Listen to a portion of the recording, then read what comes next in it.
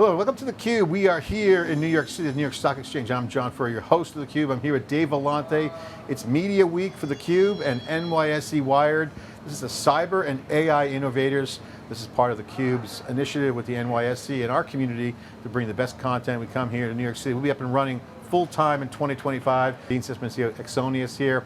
Dean, great to see you. Thanks for coming on theCUBE. Appreciate you coming in. Thank you for having me. So, first of all, you're the co-founder and CEO of a cybersecurity company. You started coding at 12 years old and graduated in high school, computer science at 19. Second company you started? Mm-hmm. You started young. Yeah, well, I had a passion for computers from whenever I can remember myself. What I loved about computers is that you tell it what to do and it will do the exact same thing an infinite amount of times. Yeah. And it's not like people where you never know what they're actually going to do. That was like really magical to me. And I got into it because I loved video games, but once I started to learn that in programming, you can create your own world, you can create your own rules, that's what I really fell in love with. Yeah, and it's really when you get into the tech, we're in a tech culture now where it's fun to see technology mainstream. Also, you had some robotics, experience winning competitions. Now, tech's mainstream. With video gaming now mainstream, you get the gamer culture, everyone's wired together. You're seeing, like, as a first-class citizen, computer science used to be like, hey, it was a discipline, software engineering, computer science, pretty well structured, but now the aperture with Gen AI has expanded rapidly, and you're starting to see people with no coding experience or degrees coming in learning cyber, they're learning how to code. We are in a phenomenal era of tech. What's your reaction to that? When you look at that now, you see the market, what's your take on that? I definitely agree. I think today tech is in everybody's life, right? From my mother, who's never was able to even use a computer. Now she uses her mobile smartphone and texts and uses apps. And it's crazy to see how much technology has gone into everybody's life. But moreover, I think for us in the cybersecurity industry, we're also going through that transformation and evolution of. It used to be something that nobody knew about or nobody understood, and then we start to see the big hacks, we start to see the big threats that evolved and actually start to impact day-to-day life with breaches and data leaks and even some cyber physical things that happened, right? And now we see how much cybersecurity is an essential part of how every organization utilizes technology and not only keeps themselves safe, but also enables them to use technology safely to make themselves faster and better. It's funny, I watched the AI wave, especially generative AI, which is kind of like gone mainstream, but before that machine learning was out there, unsupervised, supervised machine learning. Now you hear conversations like AI safety. Cyber is a data problem. Safety, as you just brought that up. Let's get into some of the cyber challenges right now, because it's a data problem. It's also an infrastructure problem in the sense that the growth of just the perimeter has been decimated. There is no perimeter. You got data that could be in a database. You have so many targets if you're a bad guy from a surface area standpoint, and Gen AI just opens up another area where data is exposed. You got resilience challenges. Being resilient and making things safe is a critical problem, but it's an opportunity if you get it right.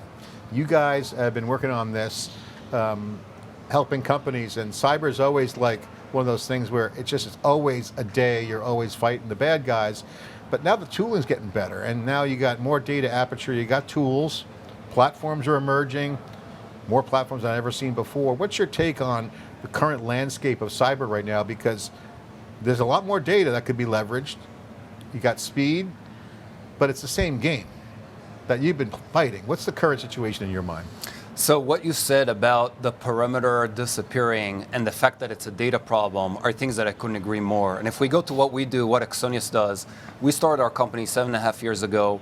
And when I started, the problem that I saw was that even in the best funded cybersecurity programs in the world, you could find threats, you could find advanced hacks, and that's exactly what happened to me. We found a very advanced state-level threat, and yet when I showed that to the team I was working with, they had no idea what was that asset. They had no idea why the device was there. They had no idea who owned it. They had no idea what was managing it.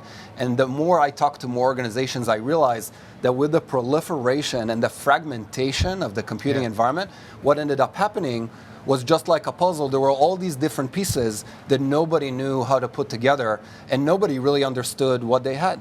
So to me, the starting point for everything you do is to know what you have and make sure they have the right visibility. So we created this new technology that today has over 1,000, 1,100 now adapters that we know how to pull all the data from an existing organization's infrastructure, from their existing controls, their existing products, and we do that seamlessly. And what you end up with is the true visibility and that true puzzle being put together in the right way that people understand what they have. And then the beautiful thing about it is that one of the things we talk a lot about in cybersecurity today, the biggest problem in our present day with AI, with the speed that everything is happening, is how to take action, right? How do we make security and IT teams have the ability to go and take action? And to us, what we've seen is that it relies on having the truth, right? And we constantly say truth leads to action. Being able to have actionability is based on how much truth do you understand about your organization. And that's what we think is the biggest challenge to adhere, not only to AI as it is today, but also how AI and all the new technical challenges are going to happen over the next few years. You know, when you say, I got to understand my inventory or assets, you know, in the old world, everything was pretty static. Now you have stuff being added to the network, devices, you got Gen AI turning on services you may not know exist. So it's even more dynamic than ever before. I mean, from a problem set standpoint. Exactly. It used to be the case where an organization could say, okay, I have the high walls, right? We talked about the perimeter. I have an office network, and if I just measure everything on the network, I'll be fine. But today, first of all, there is no real network anymore. People can be accessing a SaaS application from their personal device, but using their corporate identity and using corporate data. They could be sharing data with Gen AI. They could be having different unmanaged devices in their network environment. And you could be sprouting up physical office locations around the world without even ever visiting them, right? So every organization today needs to understand everything in their landscape, and not just from an inventory perspective, but from do I really see the truth about everything in my environment? You know, I love listening to Jensen Huang speak at NVIDIA. Obviously, NVIDIA's a darling, replacing Intel as the bellwether in tech, obviously Gen AI, but he's an old school technologist, which is awesome. And he's been doing the work before he was kind of popular. They were doing some great software work, but he said a line when we met with me and Dave at GTC last year. And I'll never forget that. He said a lot of great things, but one thing that jumps out at me, I think is relevant to you guys and everyone else, is the generative AI is a category, a new category, because it's generating. It's not programmed. It's not like something was there and you program it. Yeah, you have stuff and software out there, but it's generating something new, which poses a challenge to cyber, because you have to understand what's in the asset list that's going to generate stuff. And then the generation has to be trusted. What's your take on that, and how does that impact, say, cyber, good, bad, and ugly? Yeah, so like you mentioned, I got my bachelor's degree in computer science by the time I was 19, and my favorite topic was machine learning and AI. I actually did like a research seminar around SVMs, which is a technology people don't use anymore, or at least doesn't have the limelight that Gen AI and LLMs are having right now. And to me, AI is again that extension of how much can you enable technology while still controlling and managing the risk behind it, right? It's like a sports car. Imagine taking a Furrier or like a very fast sports car around the track. The thing that's giving you the ability to go fast is the engine, but also the combination of the braking system, right? And the wheels, right? If they told you you'd get a braking system that comes from a Toyota Camry, and yet you have a Ferrari engine, you'd be very, very worried about going fast, right? Because you can't control the speed to the same level that you have with the control. So what we do, and I think it's very important to think about how cybersecurity becomes a real platform that can cater to a lot of the workflows, a lot of the stages of how organizations enable technology, right? So for example, you talked about inventory and asset management, and we started out with, first of all, just giving people the visibility, right? Just showing them which assets they have. But then we very quickly realized assets mean a lot of different things. It's not just devices, it's also identities and applications and people accessing AI and licenses, and most of all, vulnerabilities, right? How do we track and understand all the vulnerabilities we have? But then, like we talked about, how do we give people the tools to determine what's the right action? Because the thing that's blocking them is the lack of knowledge of what's really happening. who's the owner of this thing? What is going to be the business impact of either blocking or changing or managing this thing? Yeah. What's going to be the business strategy that enabling this technology or not enabling it is going to drive for us, right? So I think security and cyber has become this like very, very deep foundational platform that allows you to take these big challenges, allows you to go as fast as possible. You know, you'll appreciate this. I've been riffing on theCUBE with Dave all the time on our CUBE podcast. Every Friday, plug in there for our CUBE pod. If you're listening, you got to listen to that. About how the old ways used to be like, networking policies with, policy routing, all that good stuff. Databases, access control, you mentioned identity. When you get to like these system challenges, and you mentioned the brakes analogy, because that's a great example of, if you're going to build a Ferrari, that system has to work as designed. And so we're kind of moving into an era of what I call the operating system runtime environment, which is anything's possible, and you got to understand how it all connects together. And I think that's what you're getting at here. This has been a fundamental challenge for traditional IT. What does the system architecture look like? What are we building? And then what will happen at runtime? That's everything. Policy on data, policy on access control, governance, all these things increase the complexity. If you're in cyber, you want every data point possible, right? So you have the one, is the data available? Well, if the brakes fail in the car, if that system doesn't work, you're at risk. Talk about the impact to enterprises now, especially the ones that are large scale, because I talked to the CIO at JP Chase, all the top people, and they're telling me, look, we have machine learning for many, many years. We got generative AI coming, but we want to be resilient. We cannot be down. And we got to protect, because they have a lot of money. They move trillions of dollars a day. This is a huge problem. What do you say to that? What's your commentary or just anecdotal advice around the holistic view of designing an operating system with that in mind?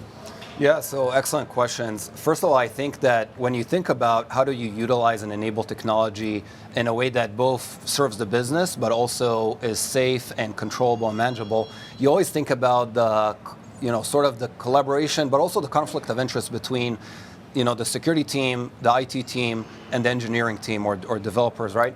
How do we make all of them be able to work together? And what we've discovered, and like you talked about, we have customers of every shape and size, including very large federal agencies and the DoD and civilian agencies, very large financial services, like you said, some of the world's toppest, biggest banks, and even tech companies and startups, right? And what we've seen is that the reason it's very hard for them to work together many times, and where the conflict of interest really brush up against each other, is when they don't see the same thing, right? When they have different data, when they've been told different things, and being able to have a platform that consolidates and correlates the data from all the different perspectives is what allows them to take action together, right? It's that truth that leads to the action that, for example, let's talk about vulnerability management, right? Like that's how many of the large breaches happen.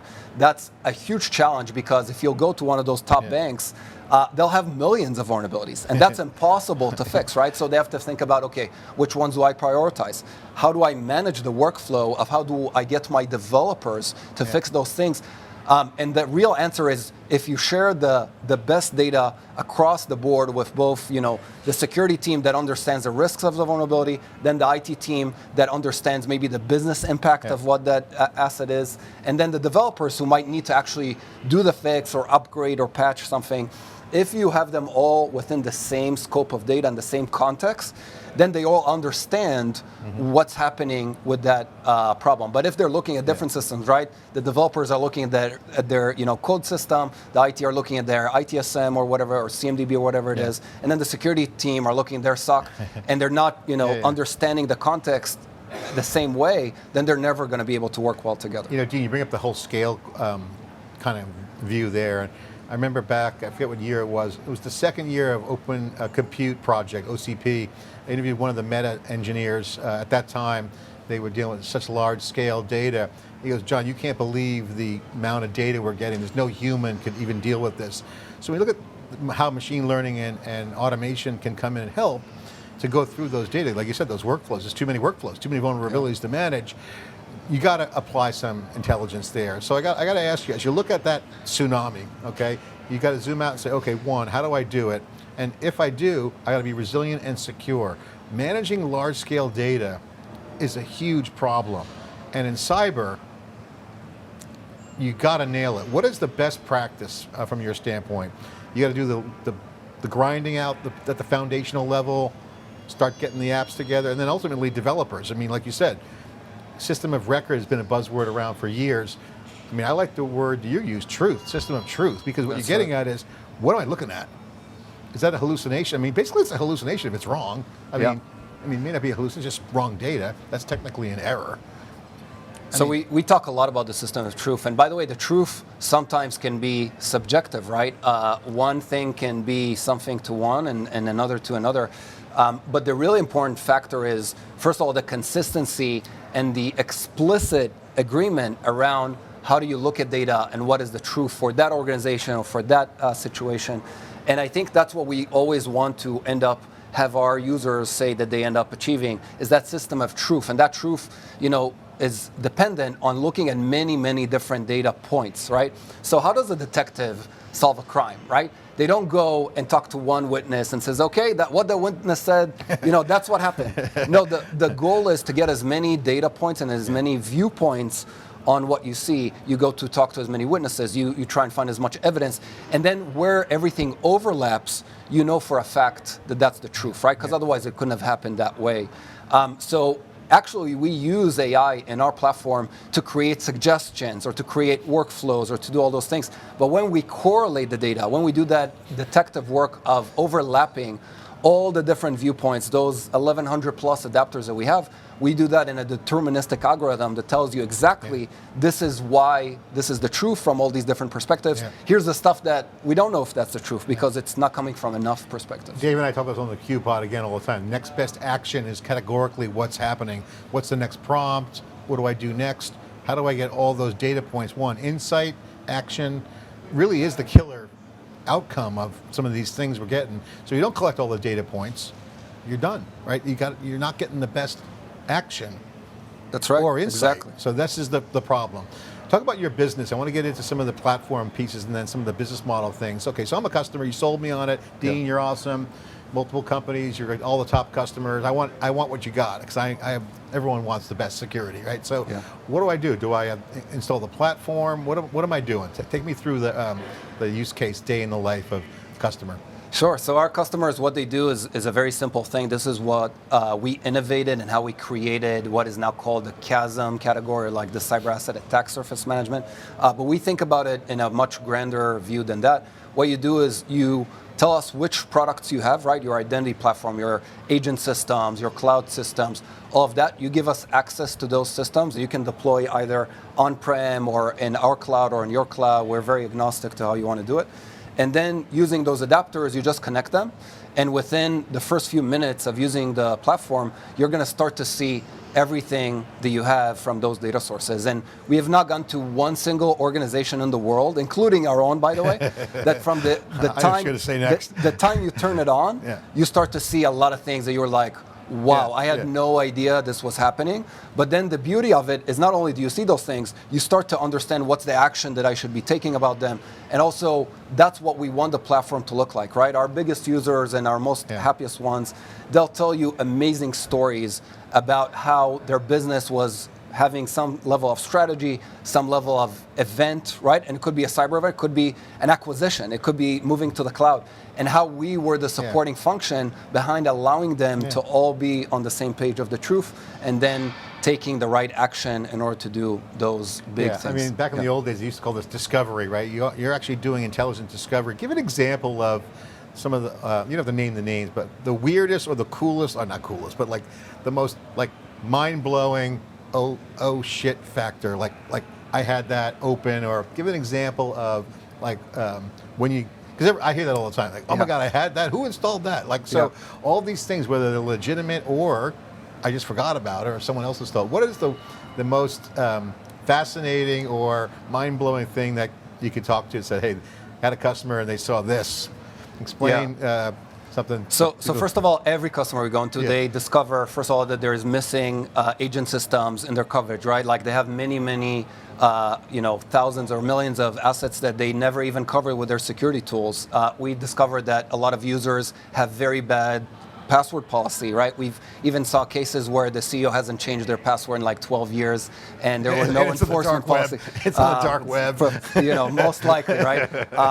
But those are the things that we see generically. I'll tell you a couple stories that to me are amazing, right? And unfortunately, I can't say the names, but those are the best stories that I share, and they're very meaningful to us, right? We live for our customer outcomes. The first story has happened during COVID.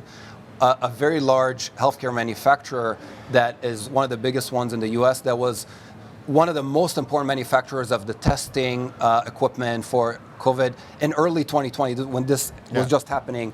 They told us that for the first time in their very long history, they had to move to allow people to work from home and continue the manufacturing, continue the work of what they were doing. And they said because of the regulation that they're under, all the healthcare regulations, they knew that without the visibility and the automation and the actionability in Axonius, they were able to transition to work from home within a day. And they said without us giving those answers and doing those actions for them, they wouldn't have been able to work from home, and they would have probably had a delay in manufacturing. So during the time that COVID was happening, at least 6 months. I can't give the estimate, but you can only imagine how much that would have affected the fight against COVID during that time. That was an amazing thing. And their alternative would have been a bunch of IT audits, a bunch of meetings, a bunch of Zoom meetings. That's what happens when you do things truck manually. Roll, yes. Go out to the house. Exactly. Yeah. And the second story I'll tell you, this one's also amazing to me. We all know the big IT outage incident that happened to CrowdStrike a few months ago. One of our other very long-standing biggest customers, that's a media conglomerate, right? Like it's a name everybody knows. But they've been a customer for ours for many years.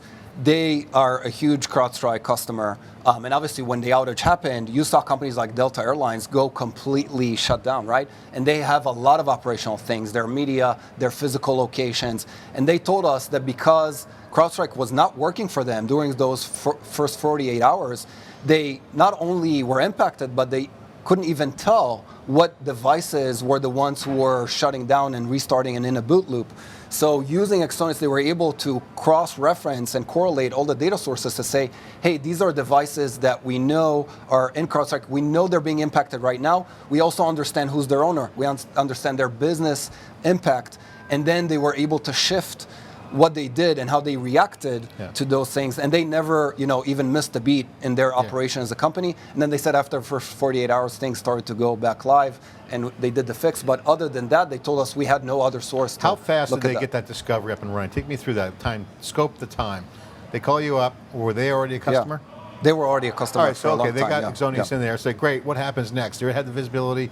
When you guys went on red alert, what happened next?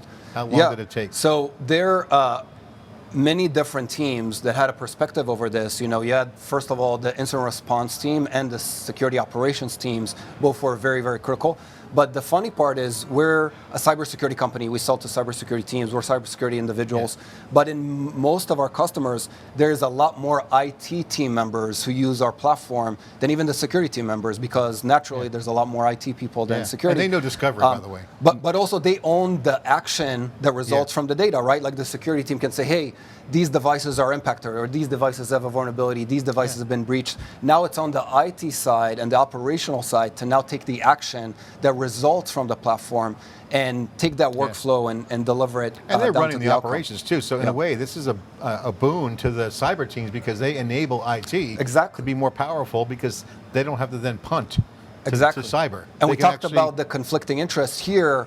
If you have the right data and you have the same language, everybody's on the same page and working towards the same goal, and creates amazing value from both sides. Well, we'll certainly have to get you back on theCUBE, but I want to get in just real quick on the business model. Give us an update on the business. Founded in 2017. How many employees do you have? What kind of funding? Where are you? What are you looking for? Give the plug on the business, and then we'll get into the business model. Yeah, so in the beginning of the year, we announced a funding round, a $200 million funding round led by Lightspeed and Excel, some of our existing investors. And we announced that last year we passed 100 million in ARR, in annual recurring revenue. We did that from 1 to 100 in 4.5 years. That's one of the fastest ever in the history of cybersecurity. We continued our amazing growth this year as well. We're getting close to 1,000 customers globally, and we're about 700 employees. And again, we are so energized and motivated by one metric above all that to me is NPS, which is Net Promoter Score. Yeah. How much do our customers recommend us to other organizations? And it hovers around the 80s, and that's the highest that I know of any cybersecurity product. Because when we look at what our platform does, compared to, let's call it endpoint protection or a network security tool, there's no metric, there's no something that we deliver that we can say, that means that you're getting value. The only value that our platform creates is what our users tell us, hey, I use this every day, or I use this for these purposes, and I couldn't do this any other way. So we're very, very focused on our customers' outcomes. When they're safe, they're giving good promoter score versus how many times they call you when they're in trouble. It means it's not working. Exactly, and we want them to call us when it's not working, because that's how we get better, that's how we cater to their needs, so we're very happy with Delta, feedback. like Delta, for example. Delta was a great example. All right, what's the consumption model? SaaS, you mentioned ARR, so it's a subscription. What's the business model? Yeah, it's an annual subscription based on tiers of assets, right? So the bigger amount of assets you have, that's how you go up the subscription cost. And they deploy the product how? Yeah, so they can either deploy on-prem, or they can deploy in their cloud environment, or use it completely SaaS hosted in our cloud environment. We support any kind of deployment, because we have customers from startups to regulated federal agencies, that everything in between as well. What's your growth plan right now, and talk about your journey as an entrepreneur? You have some great success right now. You got a great product, great philosophy. Love the mojo there. What's the journey been like for you, and what's your plans? Yeah, so we're about 7.5 years in. This has been so meaningful for me, because our mission as a company, we talk about that word all the time, is growth. And what does that mean? Obviously, it means to be a growth business, right? Continue to increase our revenue, continue to increase our business. And we're really thinking about ourselves as a future public company. And we don't know when that will happen, but that's how we're making our decisions every day going forward, and thinking about how we can be one of the largest cybersecurity vendors in the world. And to us, this year is a real transformational period from what we feel is going from what we were as a product company into a platform company. And today you see many of our customers use multiple different modules, multiple different teams using us, and even some of them calling us between some of their most important vendors, some of their more strategical platforms that they use, and even go through some very effortful exercises around how the business impact and the criticality of that, but that's all for the right reasons. And the other side of that word growth is, how much do we help our employees grow, right? Like, why would somebody join our company compared to any other amazing startup, pre-IPO company? Is because we want to invest in their growth, and we want them to say, this was the best job in my career. Just like we talked about in the beginning. You're based out of New York. You're looking for hiring. Give a plug-in for anyone watching. Yeah, so we have dozens of open hires around the world, from the East Coast, the West Coast, everywhere in the U.S. We also have a lot of hires in Israel, in Europe, in Asia. So feel free to look up Axonius jobs, and we'd love to have you join. Dean, great to have you on theCUBE. Thank you very much. Podcasting style in the NYSE. I'm John Furrier. You're watching theCUBE.